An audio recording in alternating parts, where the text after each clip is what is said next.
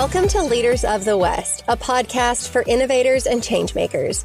I'm your host, Jessie Jarvis, the founder of the West, and I'm sitting down with agriculturalists, entrepreneurs, executives, and everyone in between with the goal of digging into the strategies, mindsets, and lessons that have been crucial to the success of ag and Western. Whether you're carrying on the next generation of your family's operation, starting something from scratch, or determined to climb up the leadership ladder, we're going to inspire you to continue to dream big, growing not just you, but the future of agriculture and Western as a whole. Let's go.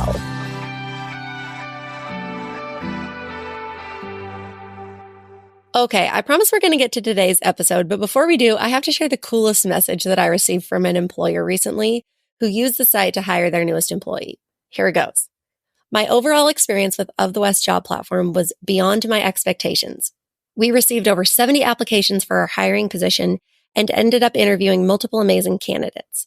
We also had an abundance of valuable candidates apply for our internship position as well.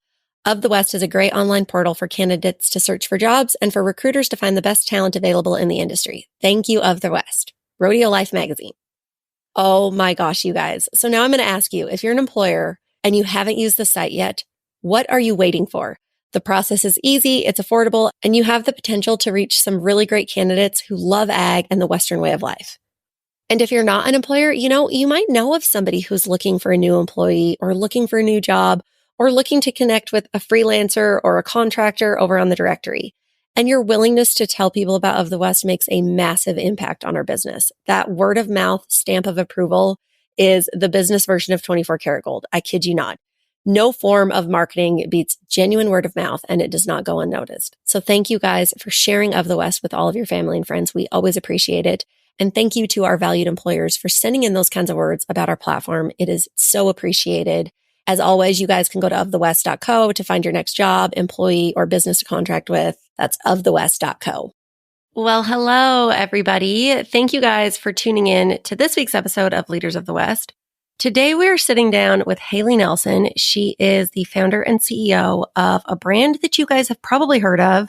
It's a brand that I'm absolutely obsessed with, Western & Co. They're known for their incredible leather pieces, jackets, capes, handbags, purses, you name it. It is the most quality, the most stunning, the perfect blend of retro cowgirl meets fashion forward, if you will. Hailey is actually one of my dear friends, and I am very honored to get to bring her to you guys today. I think that she is absolutely amazing. She is a mom of 4. She has 3 boys and a little girl. Her and her husband, Ryan, are great friends of mine and Justin's, and I just love being able to share people like Hailey with you guys because she has a great business. She's an incredible mom. Like, she does it all, but she's also very open in sharing that it's not necessarily easy. And I think that that's really important, especially because I know that a lot of us are in that same boat. We have goals and ambitions and dreams that we want to do, but we also have families and we're rooted in our family operations or businesses. And so all in all, today's podcast is going to be all about that and a whole lot more. So let's hear it for Hailey Nelson. Hailey, I am so thankful to have you here today. You and we've known each other for what feels like forever, and we have become such great friends. I just know so much about you and your story, and I love your brand, both personally and professionally. And I'm really just looking forward to letting other people know you today the way that I get to know you. So let's kick things off by having you tell us a little bit about where you're from, your upbringing, how you got into fashion design, and where you're at in your career now. Well, first off, Jessie, you are amazing, and I appreciate you so damn much. And I'm so excited to be here to talk to you today. And I'm also super proud of you and everything that you have done in this industry, girl. So major pat on the back to you. Oh, thank you. Of course. So anyway, as far as me and my childhood and kind of like the beginning and where it all started, I have always been a horse girl. I was raised in Northern California, out in the country. We had animals and livestock. I didn't have quite of a ranching or horse show background, but I have always been crazy horse obsessed. I remember back in the day, I would make my parents take me to the local horse store and I would sit there and look at all of the tack and the magazines and everything. So anyway, point is I've always been super into horses But back in high school, I graduated in 2005. And at that time, I had thought, I want to go to FIDM, which is the Fashion Institute of Design and Merchandising in San Francisco. And I wanted to somehow get into the design world. I'd always kind of had a knack for design, and it started around high school. And my parents told me at the time when I was graduating, they're like, Hailey, no, that is way too narrow of a field. You need to broaden your path, and you need to go on to, a state school and figure out what you want to do. So off to Chico State I went here in California, and I didn't know what I was going to do. I had zero idea, but I knew that I liked agriculture and animal science. So I went that route and decided to pursue that field. And then in college, I started to start a side hustle of designing jewelry for my friends. I'm sure, Jesse, you remember this phase, and it's kind of funny to look back on, but remember the big, fat, chunky necklaces that were super colorful that we used to wear back in the day? Yes, with like the chunky turquoise stones. Yes, or like any color, like it was like bright pink or bright orange or whatever. Well, anyway, I designed those necklaces back in the day for my friends, and we would wear them out to the bar or, out on a night, out on the town, and we would pair them with our Wranglers and our boots, and it kind of like dressed up our outfits. But I did that as like a little side hustle to make some cash during college. And that was kind of where the whole side hustle entrepreneurship journey started for me. And then I ended up doing that for a while. And then after college, I got my degree, and I had baby number one and got married, and I got a job right out of college, and I worked at a poultry processing facility as a food safety auditor. And I did that for a couple years, and it was sun up to sundown in a dark room. It was literal misery for me. And I will say major props to the people that are working in those industries for us, because they are providing us a solid service, putting food on the table. But it just was not for me. And it also didn't fuel me creatively at all in the slightest. So anyway, during that time, I decided I needed something else. So I started back up the jewelry business. I started doing different types of jewelry. I would sell them to friends, to family. I actually started that from my garage. It was another little side hustle later. And I remember I had been doing it for a little while. And at the time, I was starting to get into leather and silver and making different designs like that. And I had gotten an email from somebody at Live Nation, which is like the event concert company. And they had reached out and they asked, hey, could you provide us some jewelry for some swag bags for the artists that are going to be performing at the show? And I'm like, well, heck yeah, like little old me here making jewelry in my garage. I would love to get something on a celebrity, right? Well, it was actually Miranda Lambert that they were trying to source, some gifts for. And so I had made some stuff and sent it over. I remember hand sewing serape little pillows to put the bracelets on and putting them in a cigar box and like making them so uniquely me and what I could do, the best that I could do at that time with what I had and the money that I had, the little money that I had.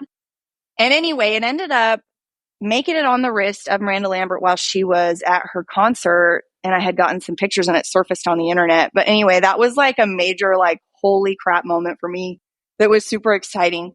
But then later I ended up getting to the point where I really struggled with my job. I just was like, I need to change a pace. I continued with the jewelry business. And I decided that I was going to get into marketing. I got a job as a marketing coordinator for one of the biggest equestrian centers here in California.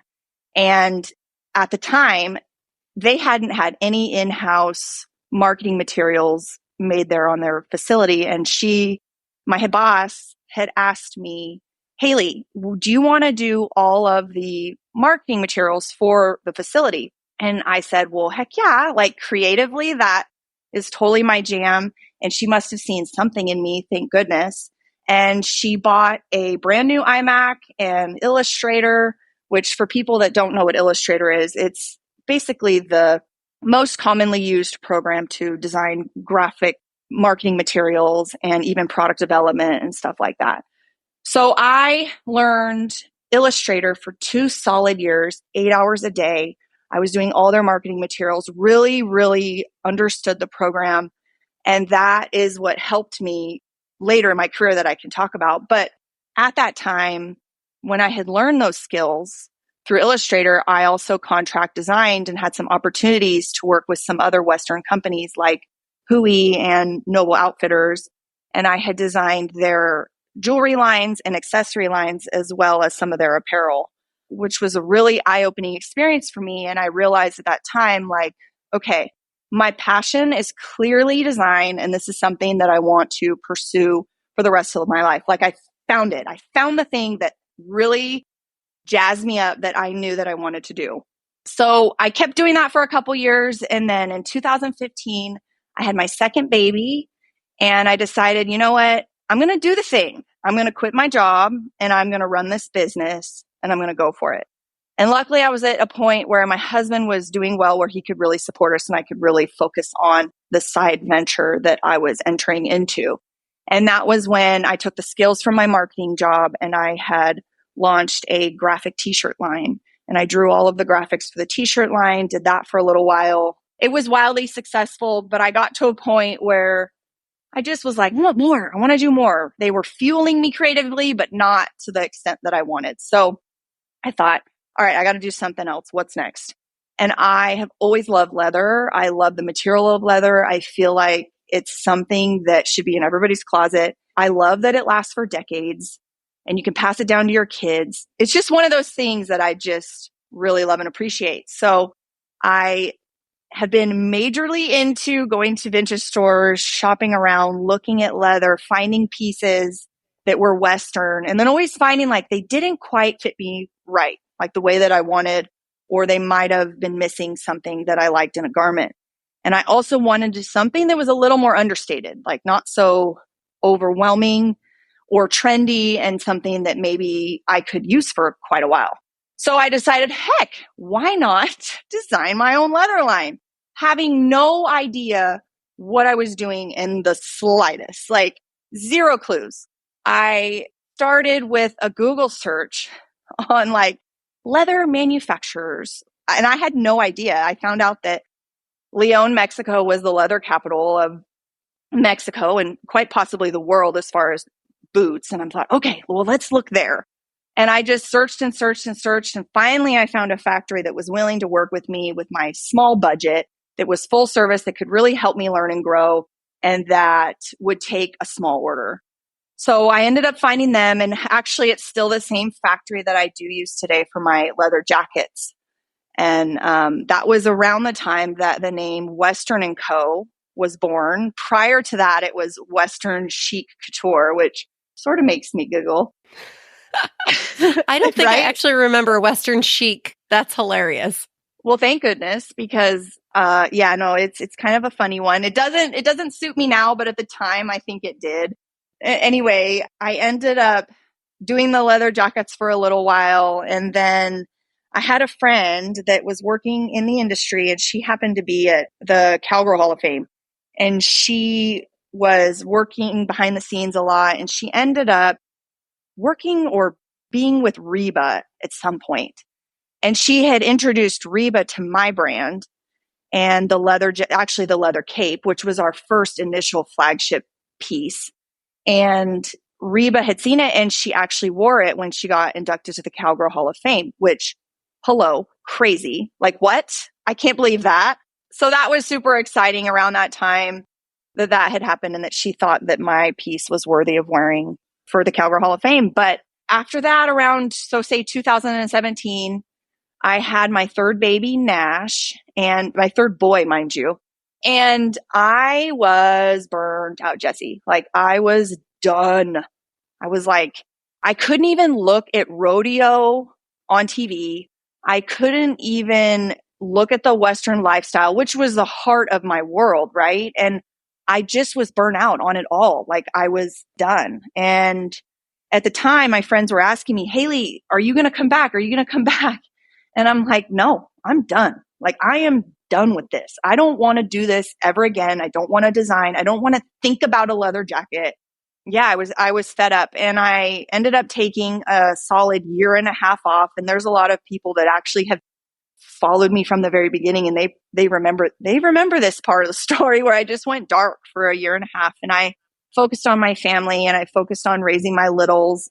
I had three, really young children, and I got back to just keeping them the center of everything. And I really got big into gardening. I got big into chickens at that time. I think I might have gotten up to 60 chickens, Jesse. Seriously. Like, I took homesteading really serious around that time. But anyway, I did that year and a half, and I got to a point where I was like, all right, I think I can start designing again. And I did. And I started thinking of designs, and ideas would come into my head. And finally, I started designing a line, and I came back into it. Like, I had never wildly thought that I would come back. And it just, that year and a half really fueled that fire and passion in me. And it was really, really cool that that happened, because I don't know what else I would have done. I would have had to start over. But after that, around 2019, I had my fourth and only girl, Indy. And that was an amazing experience. I've been, praying for a little girl for a really long time. And finally she came, and she inspired me at that time to do other pieces that I had never really thought of doing, like the Indy carryall we had come out with. And I was kind of sick of diaper bags. You use them and then you throw them away and then you never see them again. And I wanted something that was hardy and leather, and you could use it after the baby years, and you could transition it into work or whatever it may be. So I came out with the Indy carryall at that time. I ended up launching a kids jacket line, which was so damn cute, but it was a major flop. I mean, realistically, who's going to spend a couple $100s on a kid's jacket? But anyway, it was fun while it lasted. And then around 2023, so everything was good after that. After Indy was born and we had developed the Indy carryall and the little kid jacket line, we continued to grow our retail presence. And then it got to a point where I felt as if I was just kind of plateauing. Like, I wasn't me only. I didn't feel like I could bring it to a higher level with what I had. There needed to be something more to scale Western & Co. to bring it to that next level.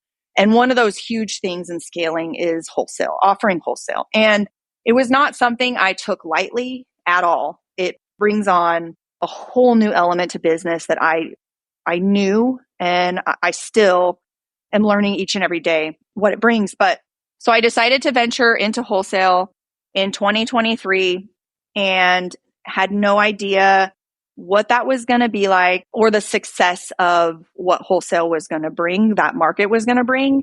And we ended up doing so well, better than I even could have imagined, to be honest. We had made more at that market than we had the prior year. It was like, holy smokes, like this growth is there. And we unexpectedly landed some major accounts, and it was amazing. It was amazing in every way. But of course, when you get these large accounts, most of them want net terms. And for those of you that are not in retail, net terms or net 30 is once you order a product and it gets shipped to the customer, they have 30 days to pay, or 60 or 90 or whatever your terms are. Well, most of these huge companies or large corporations, they want net terms. And that means that you have to fund all of the production for it. And I was not in a position at that point to come up with that kind of capital to fund production. So at that time, my husband and I, he's a 5th generation cattle rancher, raised on a purebred Angus operation his entire life. Cows are all he knows, and we have our own cow herd. And the market here in California was doing actually very well on the cow side. And we thought, my husband came to me and he said, right now is a good time. Maybe we should sell the herd and we can take that and we can fund production with that money. And I would never ask that of him in a million years, because I know how important the cows are to him. And I know that it's like all he knows besides real estate, which is what else he does. But we decided to sell the cows to fund our production, to get us to that next step. And I remember the day we we sold the cows and they went through the sale barn. And I was sitting on my back porch swing and I was crying. Like I was literally a mess. I was crying. I was like, I can't believe that I couldn't believe we were selling our cows. It was like that's all I had known with him from the very beginning. So it was a very, very hard decision for us to make. I hope one day that we get back into the cow business, but as of now, it has been working out for us. And I'm actually really glad that we decided to make that leap and that sacrifice and that plunge to move to the next step. And now currently we're selling wholesale and retail nationwide. And we actually just launched into Canada this last market. And I'm super excited about that. But anyway, that's kind of what the whole journey and how we came to be and about Western & Co. and where we're at and where we're going. Oh, well, I tell you what, if there was a listener who didn't get something out of that, holy cow, because that is just, it really is a roller coaster, which is the perfect description of what a business is. Like it is a roller coaster. And obviously from the beginning of creating Western & Co. to where it is now, your business has just gone through such an evolution. And one of the things that you mentioned too that has really evolved in that same time is your family. I know firsthand that running a business and having small children and family in general is no easy feat. How do you manage to do all that you do with your business and still raise good kids? That's a really good question, Jessie. And I still feel like I'm figuring it out as I go, but don't we all? Right? I will say that my family is the most important thing to me. And my husband is also the most important thing to me. And without him, I would not be here today. So I will say that having that support system of a spouse that supports your dreams, supports your goals and your visions is like wildly important. But also, it's like a juggling act, right? I mean, you have balls that you're juggling. You've got your family, you've got your marriage, you've got your house, you've got sports, you've got all these things, and it's a juggling act. And you're juggling them. And no matter what you do, one ball is always going to be on the floor. Like it doesn't matter. But it's just the whole thing is to keep it moving and keep juggling and trying to just make it all work. And sometimes, yeah, the house is going to be a wild mess when I'm trying to be creative and I'm trying to design a line. And, sometimes I might have to have my husband help more on the sports end with the kids while we're trying to maneuver that. So yes, short answer is it's a juggling act. And it's just one of those things that like you have to do. You have to juggle it all. Oh man, that is so spot on. And it is. I always say that instead of balls, I say like paper plates versus china. Like there are things in my life that I know I can never drop them. They're not going to be able to handle the fall. But other things are paper plates, and a paper plate can easily fall. It can stay there for a while. You can pick it back up. And what is a paper plate isn't always a paper plate. Sometimes that might turn into china. And it's just that same, like you said, plastic balls versus glass balls. What is going to break and can sit there for a while, and what absolutely cannot be broken? Oh, 100%. Yes. I mean, we find that like with sports season with the kids, I mean, that's a priority. Sometimes I've got to be working only till 1:00 so that I can go do the X, Y, and Z before we have a full night of sport. So 100%. Exactly. I do wonder though, I often wondered this is whenever we talk about balance, like people, they kind of roll their eyes and, oh, there's no such thing as balance. Why is it that we as women think that balance is some like effortless thing? Where were we ever led to believe that? Because nothing. Good question. Like nothing is effortless. It is a constant thing that you're always trying to battle as a mother. And you also have that mom guilt of, you're trying to focus on your career. And then you're also trying to fill all of your children's cups at the same time. I mean, it's definitely a balancing act. Oh, it totally is. Well, and too, on the mom guilt side of things, and I know I experience this, which is absolutely, literally insane. When I am ready to go for a trip, or I know I'm going to be somewhere, whether it's speaking or going to a networking event, I cannot wait to go. I am so excited to go. I am excited to get a few days away from my kids. And then before I even leave, I already start missing them. At the same time, when I am so wildly excited to get away from them, I also am dreading leaving because I already miss them and I haven't even left. Like I'm having these two conflicting feelings of I can't wait to be gone and oh no, I don't want to leave. And that's why I think moms are crazy, because how can you feel two polar opposite emotions at the same exact time?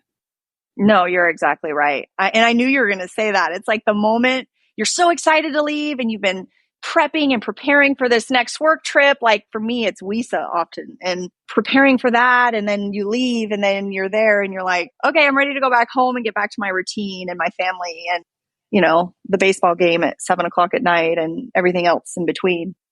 Oh, it never fails. Okay. Other things that never fail. We all experience challenges and adversity. And you, obviously, we just heard your entire founder story and it has been riddled with challenges and adversity. How do you keep going when you have been faced with those types of instances? You never quit. Like ever. You have to keep going. If you believe in something so much, everyone else will believe it too. And you just have to keep going. And I will say the knockdowns still happen each and every week, day, month throughout your course of running your business. But it's just a matter of getting up, dusting yourself off, and keep going. I mean, I've been at this for 12 plus years now, and it has been a very, very slow road. It did not take overnight. It was not some quick, fast success story. So if I have any piece of advice, it's just keep going, keep trucking, keep persevering, and make it forward. Well, I think that you are somebody who has absolutely done just that because you have had such a wild ride and just evolution of your business. On a happier note, I do want to talk about all of the celebrities that you have dressed. Miranda Lambert, Reba. A couple of weeks ago, I sent you a picture from a rather speedy moving Uber of a billboard where Lainey Wilson was wearing your jacket when I was in St. Louis, Missouri. Like your jacket was on a billboard. And then a few days later, I saw another jacket worn by somebody who was selling a horse in a horse sale.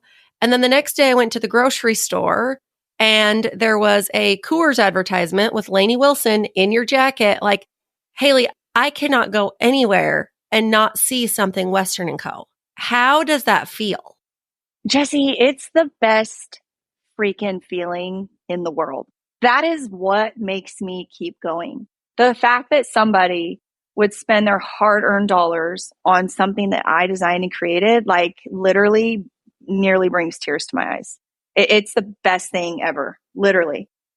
I mean, I am not kidding. Here I am walking around with my indie carryall, which I will say a couple days ago, it was this same day, ironically enough, I was at a team roping and I had it on as a purse and then I was hustling to get somewhere. So I flipped it around and put it on as a backpack and some guy was riding his horse next to me and he was like, holy cow, I've never seen a bag like that before. Did that just turn into a backpack? And I was like, yeah, it did.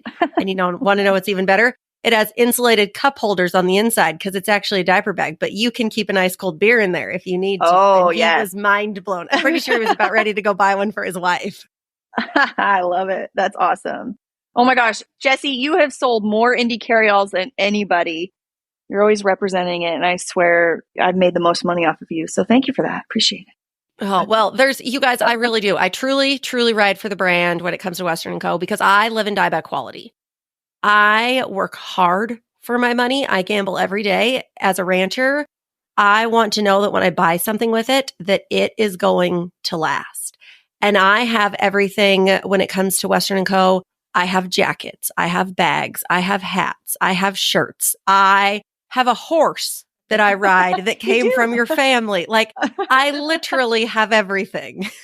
Oh, and I love you for that, Jesse. You're amazing. But back to quality, it is important. And with fast fashion in today's world, I think it's so important to not lose that quality factor. And that was one of the main reasons why I got into the industry to start with, was I wanted something that you could pass on to your kids and your grandkids, and it can stay in your closet and also not go out of style. So no, I'm glad that I'm pursuing on that path, or the brand is still heading that direction. So let's talk about that because you are somebody who, you and Ryan, you guys live in California. It's expensive to live there. You have 4 kids. Kids are expensive. And you are somebody who you like trendy stuff. You like looking good, but you also want quality pieces. How have you built your wardrobe in being somebody who is fashion forward, but also yet very financially conscious? I really do focus on a capsule type wardrobe where you have fewer pieces in your closet and they can be versatile and switched out in multiple different ways or styles or outfits. Like a leather jacket, you can pair it with a dress or jeans and a top, depending on what you're doing, or a certain denim romper, for example, you can pair with, X amount of things or X amount of ways. That's kind of how I like to do my wardrobe. I try not to focus as much on fast fashion stuff that you literally wash once and it disintegrates. So I just try to focus on higher quality pieces to bring into my wardrobe.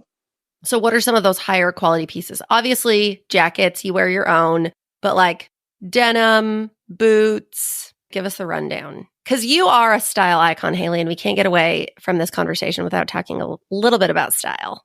Oh my gosh, Jesse. Well, thank you. I really appreciate that. But I would start with a high quality boot, something that is quality made, all leather, that's going to last quite a while.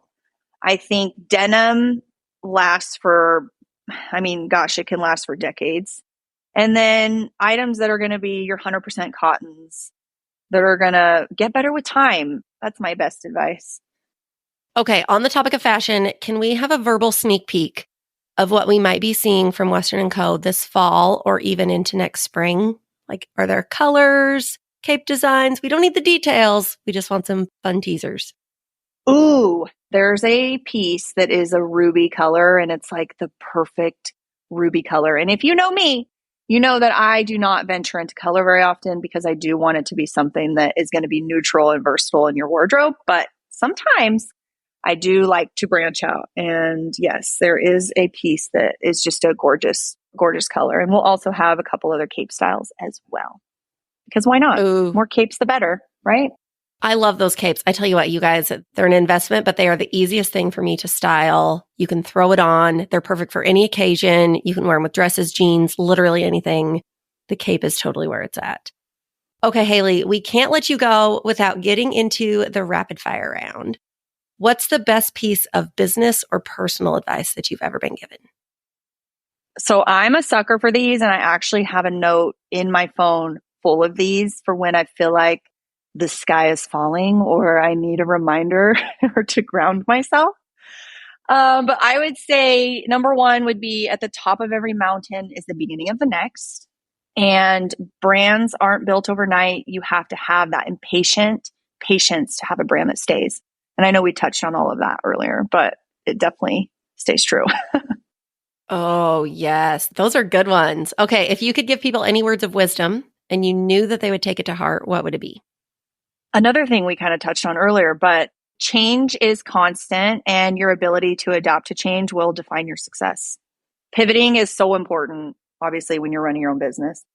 Oh, yeah. You have to be a forward thinker. Like you've got to be here in the now and the present, but then you also have to be thinking, okay, what's next? And that can be a challenge for sure. Oh, yeah. And I will say I have pivoted my entire career. So it's super important. And I hear of a lot of other founder stories where it's the same exact thing. You just have to pivot. You can't be behind the times. You got to see what's next. Like COVID, for example, so many businesses had to pivot to get to that next step to even keep their business from falling or crumbling. So yeah, it's important. Yeah. What got you here won't get you there. That's right. Same thing. Okay. If you could go to dinner with anybody, dead or alive, who would you pick? Ooh, probably Sarah Blakely. Most of you might not even know who that is, but she's the CEO and founder of Spanx. She's actually a mother of four and she runs her business so well. Her culture seems like it's amazing and she's just so kind and happy. And I don't know, I think she'd be a really cool person to sit down with and pick her brain. And I also feel like women that are raising families and doing big things are super inspiring.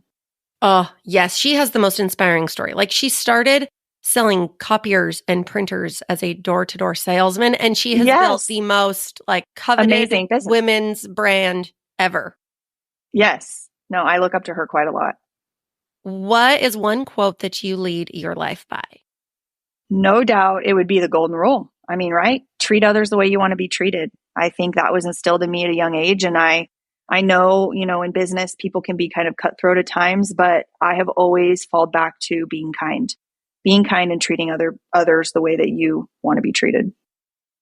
I will tell the world, you do a fabulous job at that. As somebody who knows you personally, you really are one of the kindest souls. Okay, last question. Aww. Let's talk about your favorite things. Is there a favorite book, podcast, program, life hack that a mother of 4 kids needs to know about? Like, what is something that's changed your life that the rest of the world needs to know about? Oh, I can't think of any life hack that's been completely life-changing, but I will say podcasts. I absolutely love the How It's Made podcast by Guy Raz. And I think you listen to that too, don't you? Yes, that's a good one. Yeah, that's a good one. And then another one I just recently found from another podcast that I listened to yours when you were talking to Quincy about the boutique chat with Ashley Alderson. I had just recently went on a trip and I think I listened to probably 6 of her episodes in a row, and there was lots of good nuggets in there. So that was another really good one. As far as like books that I like or that really inspire me, I would say Work Party by Jacqueline Johnson is a good one.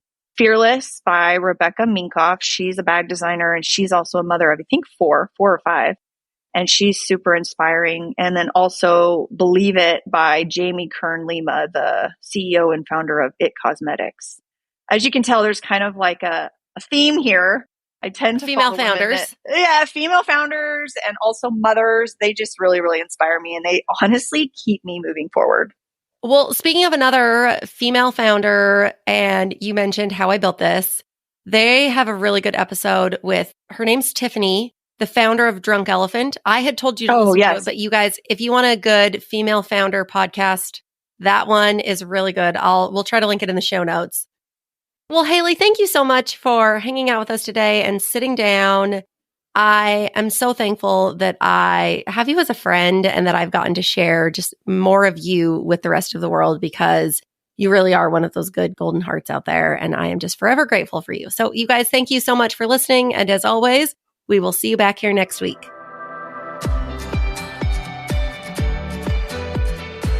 If you loved this episode, do us a favor and share it with someone else who might find just as much value in it as you did.